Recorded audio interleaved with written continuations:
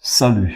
Dénombrement avec les P uplet où P est un entier naturel non nul. Tout d'abord, on va définir ce qu'on entend par P uplet ou une P-liste des éléments d'un ensemble. Alors, si on considère l'ensemble E-ci, qui est non vide, donc ces éléments, il y a E1, il y a E2, jusqu'à En. Donc, ici, on va supposer en fait que E a n éléments. On écrit cardinal de E est égal à n. Le cardinal d'un ensemble, c'est le nombre d'éléments que contient cet ensemble-là. Alors, c'est quoi donc une P-liste ou un P-uplet?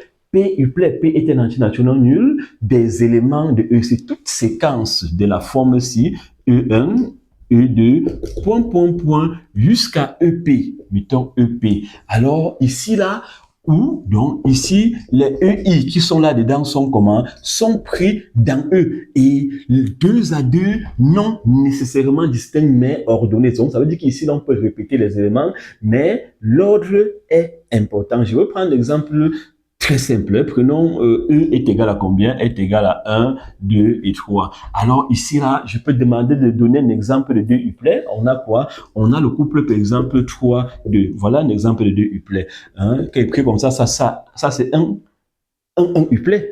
Hein, par exemple, là, ça, c'est un uplet. Alors, maintenant, je peux demander un 3 uplet. Il y a 1, 2. Voilà un 3 uplet.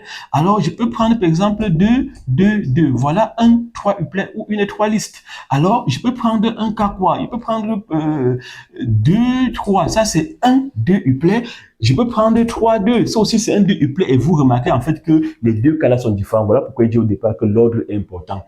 Bien, alors, revenons dans ce qui nous concerne, c'est-à-dire dénombrer. Alors, prenons par exemple le cas-ci. Lorsqu'on a un ensemble E-ci qui a 3 éléments, combien de 2 uplets est-ce qu'on peut fabriquer? Combien de 3 uplets est-ce qu'on peut fabriquer? Alors, c'est très simple. La formule dit que lorsqu'on a un ensemble contenant n éléments, le nombre de p uplets se calcule à l'aide de la formule si ça fait cardinal de E, le tout puissance P. Donc, ça veut dire qu'ici, là, comme ça, n éléments, ça veut dire que ça fait simplement n puissance P. Alors, ça veut dire donc quoi? Que ici, pour le cas, si vu le nombre de 2 uplets qu'il peut fabriquer à partir de l'ensemble-ci, ça sera simplement quoi? Ça sera simplement 3, puisque ici, E a 3 éléments, puissance quoi? Puissance 2, qui est égale à 9 2 uplets. Alors, au quotidien, donc, dans la pratique, ce qu'on va retenir, c'est quoi? C'est que les 2, si les 1, si les éléments-ci vont désigner des choses. On va prendre un exemple. Comme exemple, combien de codes de 3 chiffres peut-on former à partir des chiffres du décimal? Alors, le système décimal a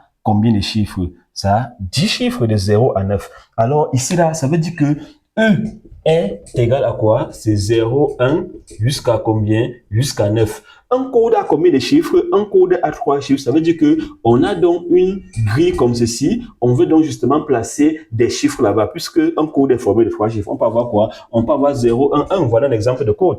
Donc vous comprenez qu'un code est tout simplement quoi? Un 3 uplet des éléments de E. Comme E a combien de chiffres? 10 chiffres, ça fait simplement 10 puissance 3 qui est égal à quoi? À 1000 codes. Donc, on aura 1000 codes en tout.